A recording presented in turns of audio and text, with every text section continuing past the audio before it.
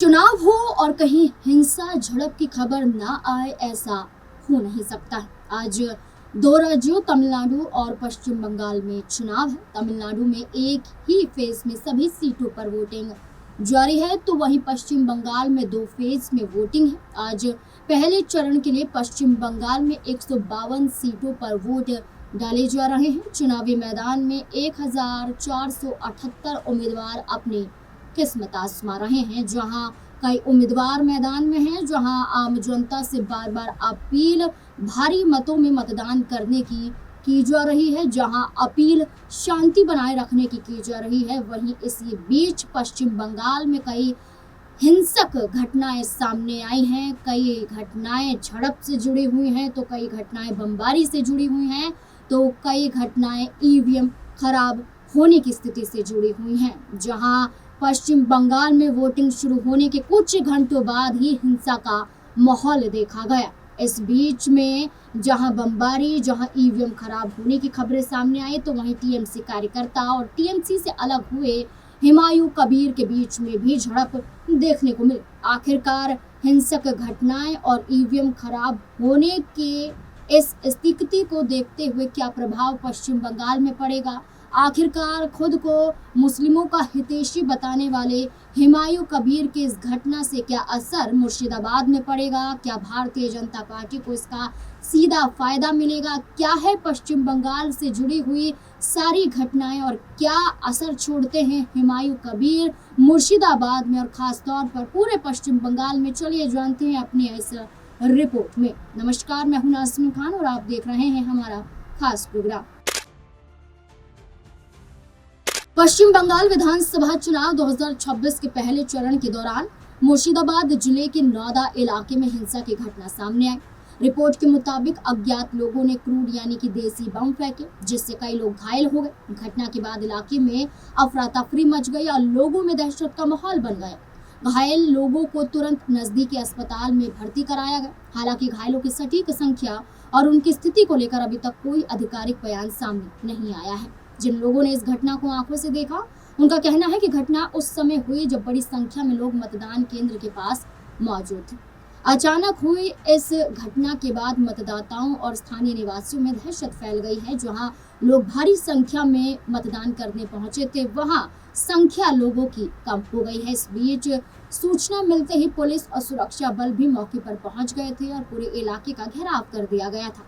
हालात को काबू करने के लिए अतिरिक्त बलों की तैनाती भी कर दी गई है। अधिकारियों के मुताबिक हमले में शामिल लोगों की पहचान तो नहीं हुई है, लेकिन तलाशी अभियान अभी भी जारी है। चुनाव के बीच हुई इस घटना को लेकर ये कहा जा रहा है प्रशासन द्वारा कि लोग शांति बनाए रखें और अधिक से अधिक मतदान करने पहुंचे। न सिर्फ बमबारी बल्कि ईवीएम खराब होने की भी खबर सामने आई, जहां लोगों के अंदर भारी रोष देखने को मिला। बता दें कि पश्चिम बंगाल के मालदा जिले के मोथाबाड़ी विधानसभा क्षेत्र में स्थित बलुआचारा हाई स्कूल बूथ पर ईवीएम में कथित खराबी के कारण मतदान बाधित हो गया। रिपोर्ट के मुताबिक मशीन में तकनीकी दिक्कत तो सामने आई थी, लेकिन साथ ही साथ यहाँ पर कई अधिकारी मौके पर मौजूद भी नहीं थे, जिसकी वजह से कई सवाल खड़े किए गए। और ये भी कहा गया लोगों के जरिए कि भारी जो लोगों की संख्या थी वो वहाँ पर मौजूद थी, तपती गर्मी थी, लाइनों में लगे हुए थे। इसके बावजूद भी अधिकारियों की ये लापरवाही बर्दाश्त नहीं की जाएगी, जिसके चलते लोगों की संख्या वहां भी कम हुई। आपको जानकारी के लिए बता दें कि मालदा पहले से ही राजनीतिक रूप से संवेदनशील बना हुआ है।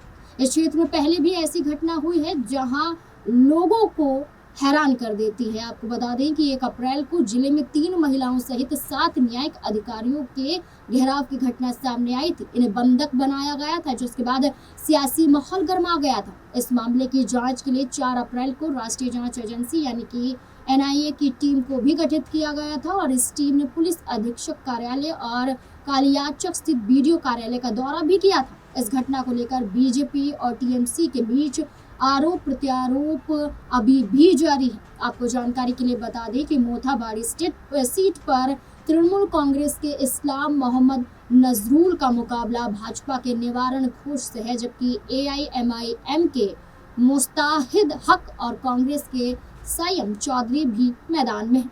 आपको बता दें 2021 के चुनाव में सीट पर टीएमसी की यास्मीन सबीना ने बाजी मार ली थी।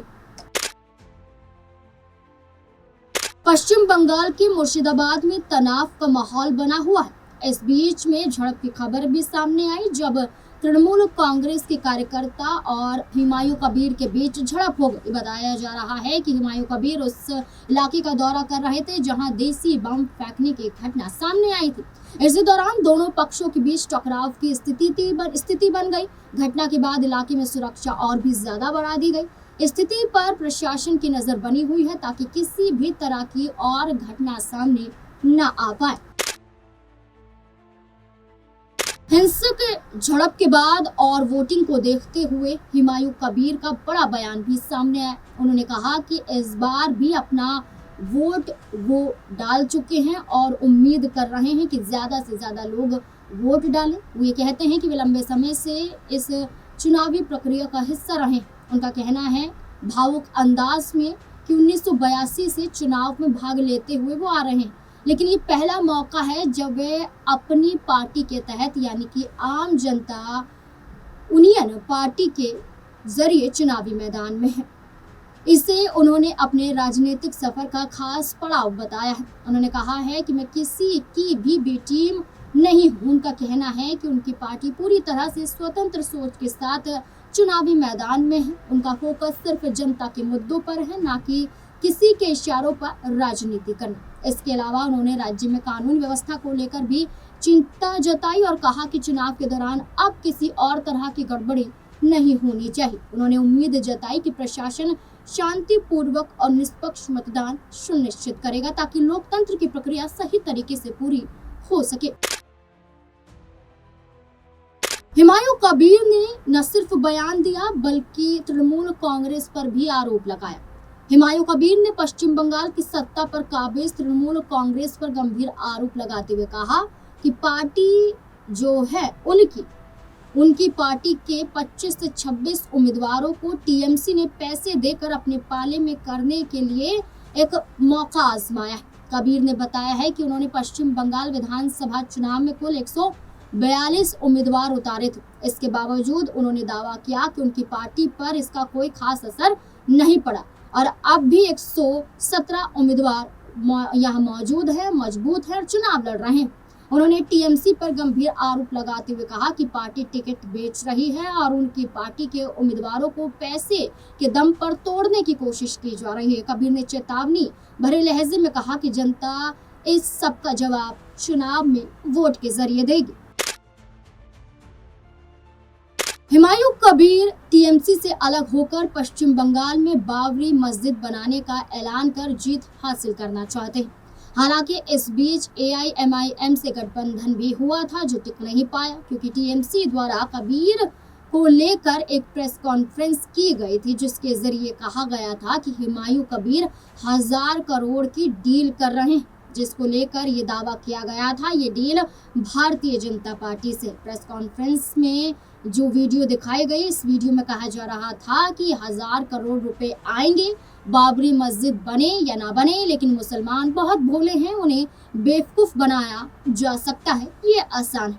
हालांकि इस वीडियो पर हुमायूं कबीर का बयान भी सामने आया, जिन्होंने कहा खुलकर कि ये नफरत फैलाने के लिए वीडियो बनाई गई है। ये वीडियो उनके जरिए पोस्ट या उनके जरिए जो वीडियो में दिखाया जा रहा है वो सख्त में नहीं हुई, ये फर्जी वीडियो है, इसको दरकिनार करते हुए नजर आए।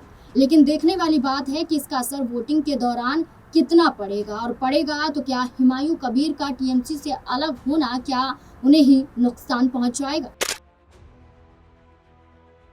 हुमायूं कबीर पश्चिम बंगाल की राजनीति में सक्रिय नेता हैं। उनका आधार मुख्य रूप से मुर्शिदाबाद क्षेत्र में रहा है। वे शुरुआत में कांग्रेस से जुड़े थे जो बंगाल की पारंपरिक राजनीति का हिस्सा है। बाद में उन्होंने कांग्रेस छोड़कर टीएमसी ज्वाइन कर ली थी जो ममता बनर्जी के नेतृत्व में है। आपको बता दें कि टीएमसी में आने के बाद उनकी राजनीतिक पहचान और भी ज्यादा मजबूत हो गई थी। हुमायूं कबीर 2 बार के विधायक हैं। वे पश्चिम बंगाल विधानसभा चुनाव में टीएमसी के टिकट पर चुनाव लड़े थे। मुर्शिदाबाद की सीट से विधायक भी बने। इससे पहले वे भरतपुर से विधायक रहे थे। स्थानीय स्तर पर उनका प्रभाव खासकर मुस्लिम वोट बैंक पर देखा जाता है। जिन्होंने 2021 में टीएमसी के टिकट पर जीत हासिल की थी। टीएमसी द्वारा निलंबित किए जाने के बाद उन्होंने 2025 के अंत में अपनी नई पार्टी जनता यूनियन पार्टी बनाने और 2026 में बाबरी मस्जिद के निर्माण जैसे मुद्दों पर चुनाव लड़ने की घोषणा की थी, लेकिन असर कितना पड़ेगा देखना होगा। पश्चिम बंगाल में लगभग मुस्लिम आबादी 27% यानी कि 2 करोड़ 5 लाख के करीब है। लेकिन बंगाल की एक पार्ट को लेकर बात की जाए, बंगाल के एक पार्ट को लेकर सिर्फ मुर्शिदाबाद की बात करें तो यहाँ मुस्लिम आबादी लगभग 67 से ज्यादा नजर आती है। यानी कि यहाँ जो इलाका है, जो क्षेत्र है, जो जिला है, ये मुस्लिम बहुल्य माना जाता है। हुमायूं कबीर का इस क्षेत्र पर अच्छा खासा प्रभाव है।